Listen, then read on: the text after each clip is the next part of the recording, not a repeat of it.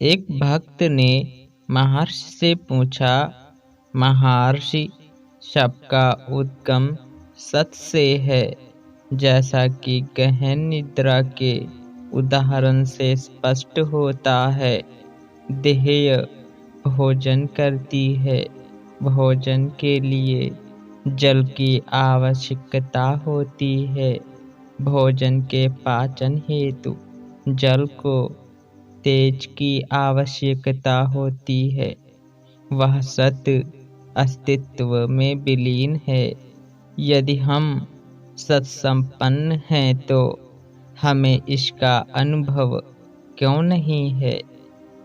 जिस प्रकार विविध पुष्पों से सच्चित मधु छत्ते का संग्रह बनता है एवं प्रत्येक मधु बिंदु यह संकेत नहीं करती कि वह कहाँ से संचित की गई, इसी प्रकार सतसंपन्न गहन निद्रा, मृत्यु आदि अवस्थाओं में व्यक्ति अपने व्यक्तित्व को नहीं पहचानता।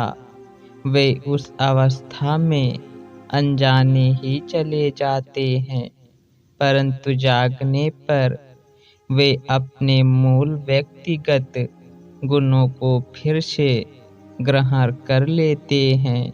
महर्षि, मधु भिन्न भिन्न पुष्पों से संचित हो छत्ते का निर्माण करती है तथा उसमें व्यक्तिगत गुण नहीं होते, किंतु मधु बिंदुओं का अपना कोई अलग अस्तित्व नहीं होता और वे अपने स्रोत में पुनः नहीं जाते।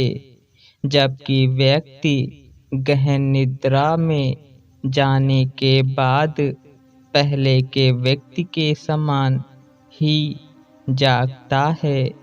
ऐसा क्यों है? जिस प्रकार सरिताएं समुद्र में लुप्त हो अपना अस्तित्व समाप्त कर देती हैं, तथापि जल पुनः भाप बनकर पर्वतों पर वर्षा के रूप में फिर वापस आता है तथा सरिता के मार्ग से पुनः समुद्र में आता है। इसी प्रकार जीव निद्रा में अपना अस्तित्व खो देते हैं, किंतु फिर पहले की वासनाओं के कारण बिना जाने ही व्यक्ति के रूप में वापस आते हैं। इस प्रकार मृत्यु में भी सत का अभाव नहीं होता है। महर्षि, यह कैसे हो सकता है? देखो, एक पेड़ कैसे जिसकी शाखाएं काट दी गई हैं फिर बढ़ता है जब तक उसका जीवन स्रोत प्रभावित नहीं होगा, वह बढ़ेगा। इसी प्रकार मृत्यु में संस्कार हृदय में अस्त हो जाते हैं, उनका नाश नहीं होता। उपयुक्त समय आने पर वे फिर हृदय से उदय होंगे। इसी प्रकार जीव का पुनर्जन्म भी होता है। महर्षि, हृदय में अस्त इन सूक्ष्म संस्कारों से इस विशाल विश्व का अंकुरित होना किस प्रकार संभव है? जिस प्रकार एक विशाल वट वृक्ष एक छोटे से बीज से अंकुरित होता है, उसी प्रकार यह नाम रूप युक्त विशाल संसार हृदय से अंकुरित होता है। महर्षि, यदि सत्य ही मूल स्रोत है तो उसका अनुभव क्यों नहीं होता? डली के रूप में नमक दिखता है, किंतु वह विलयन में नहीं दिखता, तथापि उसके स्वाद से उसके अस्तित्व का भान होता है। इसी प्रकार यद्यपि शतबुद्धिगम्य नहीं है, तथापि अन्य प्रकार से उससे परे होकर इसकी अनुभूति हो सकती है।